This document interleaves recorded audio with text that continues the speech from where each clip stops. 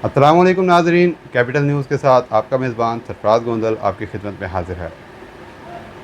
नाज़रीन, आपको बताते चलें कि जैसा कि आप सब जानते हैं 22 अगस्त को पीटीआई ने तरनोल में जलसा करने का ऐलान कर रखा था।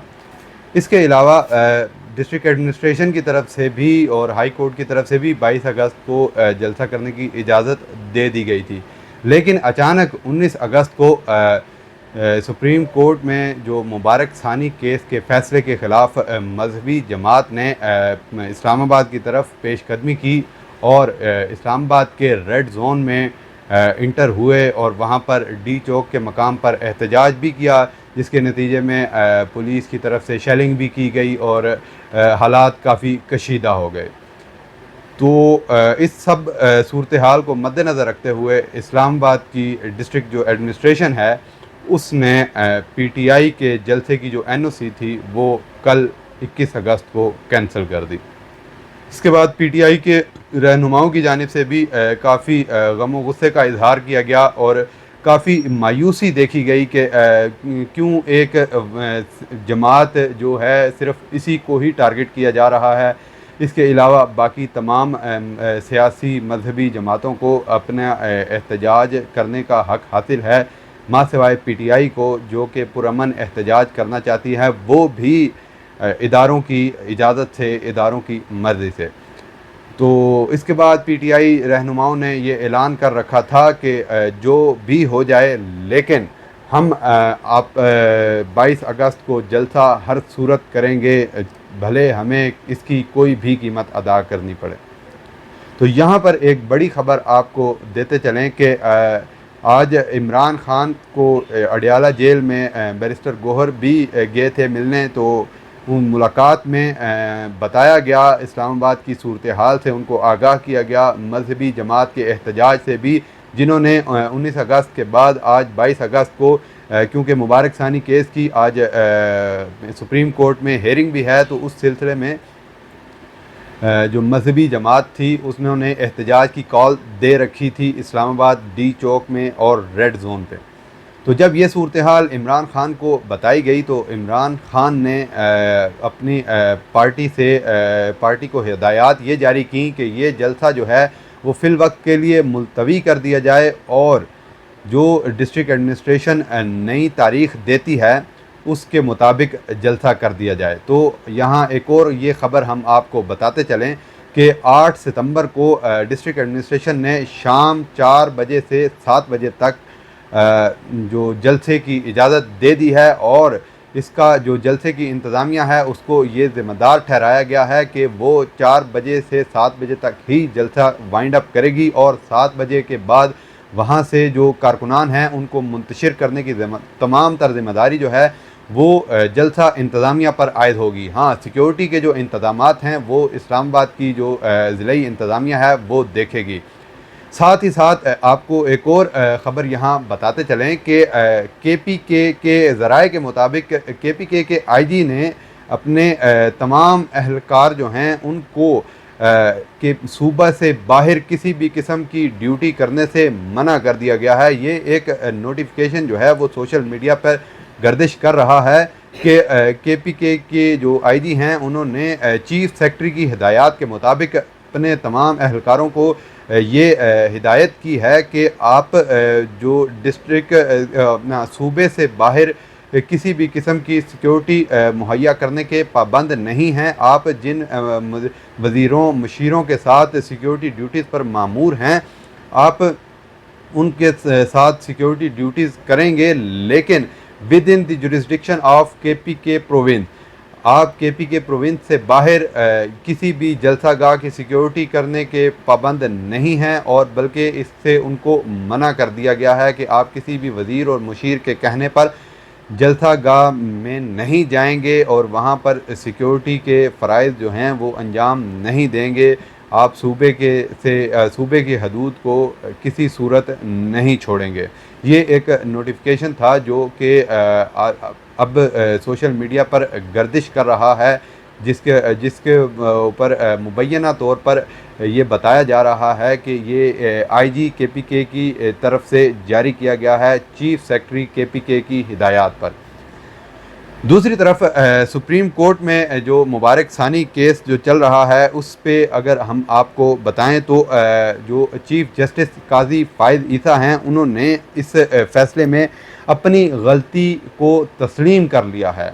ये आपको एक बहुत बड़ी ख़बर हम बताने जा रहे हैं कि चीफ़ जस्टिस काजी फ़ाइज़ ईसा ने मुबारक सानी केस में जो फ़ैसला दिया था 24 जुलाई को, उसमें उन्होंने अपनी गलती को तस्लीम कर लिया है। और काज़ी फ़ाइज़ ईसा ने ये भी कहा है कि हम इस अभी जो ये दोबारा नज़रसानी की अपील है इसमें वकीलों को नहीं सुनेंगे, हम सिर्फ़ उलमाए कराम को सुनेंगे, क्योंकि ये मुल्क जो है ये इस्लाम के नाम पर बना है। यहाँ का कानून, यहाँ का आइन जो है वो कुरान और सुन्नत की रोशनी में तरतीब दिया गया है। तो अदालती फ़ैसले भी हमेशा से कुरान और सुन्नत की रोशनी में ही दिए जाते हैं।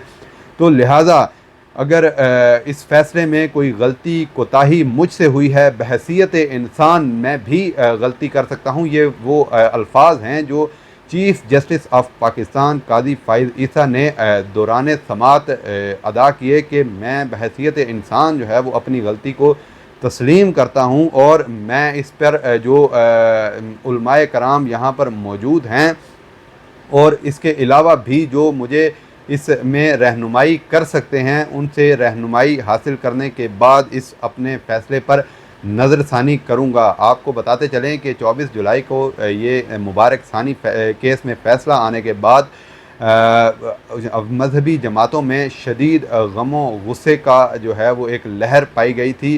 उनकी तरफ से ये कहा गया था कि ये कुरान और सुन्नत की मुनाफी है ये फ़ैसला और आईन पाकिस्तान के भी ख़िलाफ़ है। तो इसके बाद पंजाब जो हुकूमत है उसको उलमाए कराम ने अप्रोच किया और उनकी वसातत से एक नज़रसानी अपील जो है वो गवर्नमेंट ऑफ पंजाब की जानिब से सुप्रीम कोर्ट में दायर की गई थी, जिसको के समात के लिए मुकर्रर कर लिया गया। और आज 22 अगस्त को ये इस वक्त समात सुप्रीम कोर्ट में जारी है, जिसमें मौलाना फजलुर रहमान भी मौजूद हैं और चीफ़ जस्टिस काज़ी फ़ाइज़ ईसा ने इसमें मौलाना फजलुर रहमान से भी रहनुमाई हासिल की। मौलाना तकी उस्मानी जो हैं वो तुर्की से वीडियो लिंक के ज़रिए इस समात में शामिल हुए। इसके अलावा हम आपको बताते चलें कि साहबज़ादा हामिद रज़ा ने भी अपना मौक़िफ़ इस मौके पर दिया है, जिसमें उन्होंने ये कहा है कि ये मुकम्मल जो फ़ैसला है इस मुकम्मल फ़ैसले को ही गलत करार दिया जाना चाहिए और दोबारा ये इसको एक नया फ़ैसला जारी करना चाहिए, ना कि पहले फ़ैसले में तरमीम की जाए। तो इस पर chief justice of Pakistan Qazi Faiz ईसा और साहबज़ादा हामिद रज़ा के दरमियान भी एक मुकालमा हुआ, जिसमें